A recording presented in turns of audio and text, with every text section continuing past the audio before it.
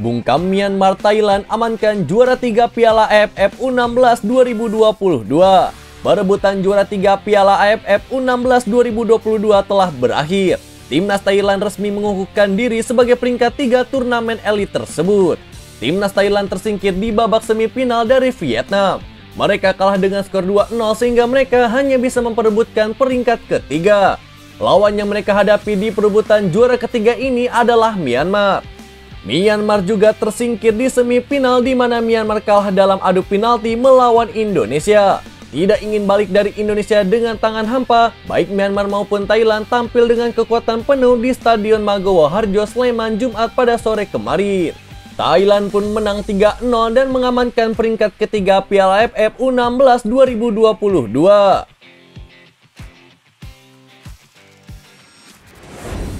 Hasil pertandingan Vietnam versus Indonesia. Timnas Indonesia U16 keluar menjadi juara Piala AFF U16 2022. Di final sendiri Garuda Asia membungkam timnas Vietnam U16 dengan skor 1-0.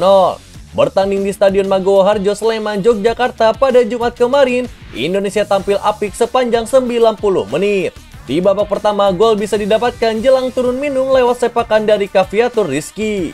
Di babak kedua, dominasi Indonesia masih berlanjut atas Vietnam. Keunggulan bisa dipertahankan sampai laga tuntas. Kemenangan 1-0 pun memastikan Indonesia juara Piala AFF U16 2022. Bagi Indonesia, ini gelar keduanya di ajang Piala AFF U16. Trofi pertama diraih 4 tahun yang lalu, saat juga berstatus sebagai tuan rumah.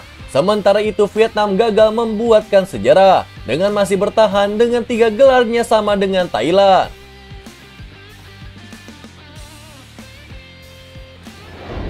Resmi, demi jaga tradisi, Piala Dunia 2022 dimulai lebih awal. FIFA mengonfirmasi bahwa Piala Dunia 2022 akan dimulai 1 hari lebih awal, dengan Qatar versus Ekuador akan menjadi laga pembukanya turnamen. Pertandingan tersebut bakal dilaksanakan pada Minggu 20 November 2022 setelah sebelumnya dijadwalkan pada Senin 21 November 2022. Pergantian jadwal ini diresmikan menyusul diskusi antara FIFA dengan timnas Qatar dan Ekuador. CONMEBOL juga meminta agar laga tersebut dipindah dari jadwal sebelumnya. Perubahan ini telah disahkan oleh Dewan FIFA yang beranggotakan 5 presiden konfederasi sepak bola berbagai benua dan presiden FIFA bernama Gianni Infantino demi meneruskan tradisi tim tuan rumah terlibat di laga pembuka kompetisi.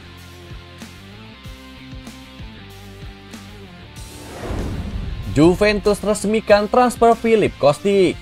Klub Serie A yakni Juventus resmi mengumumkan transfer terbaru mereka. Si nyonya tua sukses mengamankan jasa Philipp Kostic dari Eintracht Frankfurt. Rumor ketertarikan Juventus terhadap Kostic sebenarnya sudah cukup beredar lama. Massimiliano Allegri dilaporkan jatuh hati terhadap pemain Eintracht Frankfurt tersebut. Sejak awal pekan kemarin, Juventus mengebut transfer dari Kostic. Mereka dilaporkan berhasil mencapai kesepakatan dengan Frankfurt dan sang pemain untuk transfer sang gelandang. Hari ini pada Jumat kemarin, Juventus resmi memperkenalkan Kostic sebagai pemain baru mereka.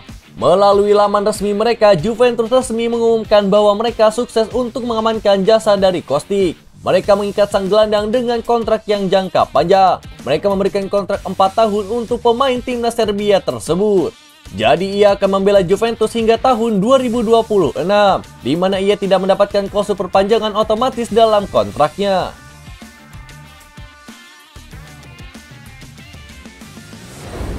Paris Saint-Germain ingin jadikan Marcus Rashford sebagai suksesor Lionel Messi. Paris Saint-Germain dikabarkan tertarik untuk memboyong penyerang Manchester United bernama Marcus Rashford. Kabar ketertarikan PSG terhadap Marcus Rashford pertama kali disampaikan oleh media asal Prancis bernama L'Equipe. Les Parisiens memang tengah mencari penyerang yang bisa bermain melebar dan mengisi posisi nomor 9. Pasalnya PSG membutuhkan striker anyar untuk menggantikan posisi dari Mauro Icardi. Hal itu diungkapkan secara langsung oleh pelatih baru PSG mereka bernama Christophe Galtier. Galtier juga sudah mempersilahkan Icardi untuk mencari klub baru pada musim panas ini. Namun menurut laporan dari The Independent, perekrutan Rashford rupanya bukan hanya untuk menjadi suksesornya Icardi, melainkan juga sebagai pengganti jangka panjang Lionel Messi. Sebab PSG pesimis jika La Pulga bersedia memperpanjang kontraknya yang akan kadaluarsa pada akhir musim 2022-2023. La Pulga mempunyai opsi perpanjangan kontrak 1 tahun di PSG. Keputusan PSG tersebut tentu cukup mengejutkan mengingat performa Rashford terus menurun dalam beberapa musim terakhir. Pada musim 2021-2022, penyerang timnas Inggris itu hanya mencetak 5 gol dari 37 penampilannya di seluruh kompetisi.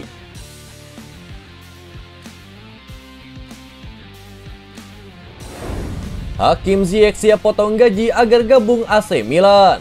Ada update baru seputar spekulasi masa depan dari Hakim Ziyech. Winger Chelsea itu dilaporkan siap potong gaji agar bisa pindah ke AC Milan di musim panas ini. Ziyech sendiri diketahui berada di ambang pintu keluar Stamford Bridge. Sang winger dikabarkan tidak masuk dalam rencananya Thomas Tuchel di musim 2022-2023.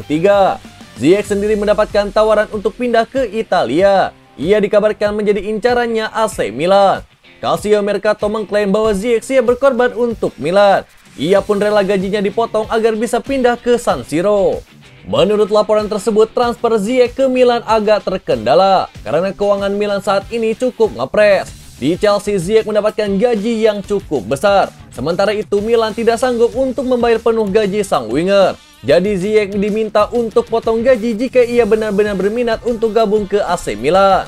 Laporan itu mengklaim bahwa Ziyech sudah mengetahui situasi dari Milan. Ia siap berkorban demi pindah ke San Siro. Ia pun rela potong gaji karena ia tidak mau jadi pemain cadangannya di Chelsea. Sementara Milan dilaporkan berani memberikannya garansi jam bermain.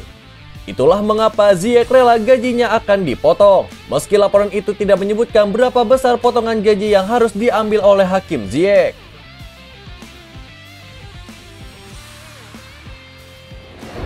Resmi, Arsenal pinjamkan Pablo Mari ke klub Monza. Mari sendiri jadi pemain baru Monza ke-19 pada musim panas ini menuju kiprah perdana mereka di Serie A Italia. Bek Arsenal bernama Pablo Mari resmi bergabung dengan klub baru promosi Serie A Monza dengan status pinjaman untuk musim 2022-2023. Mari sendiri didatangkan dari Arsenal dari Flamengo pada Januari 2020 lalu. Tetapi pemain asal Spanyol itu baru melakoni 2 laga di Liga Premier Inggris. Manajer Mikel Arteta lebih memilih menduetkan Ben White dan Gabriel Magalhaes di jantung lini defensifnya Arsenal. Apalagi kini The Gunners telah memulangkan William Saliba. Mari menghabiskan paruh kedua musim lalu dengan status pinjaman di Udinese. Bersama Lezebrete sang pemain tampil 15 kali. Kini pemain asal Spanyol itu kembali ke Italia untuk membela Monza, klub milik mantan presiden AC Milan bernama Silvio Berlusconi. Sejak sukses menyabet tiket promosi via Playoff Serie B musim lalu, Monza telah merekrut 19 pemain. Itu termasuk pemain timnas Italia bernama Matteo Pessina, Stefano Sensi, dan Andrea Ranocchia. Monza bakal menjamu Torino pada pertandingan pertama mereka dalam sejarah Serie A di Stadion U-Power pada Sabtu nanti.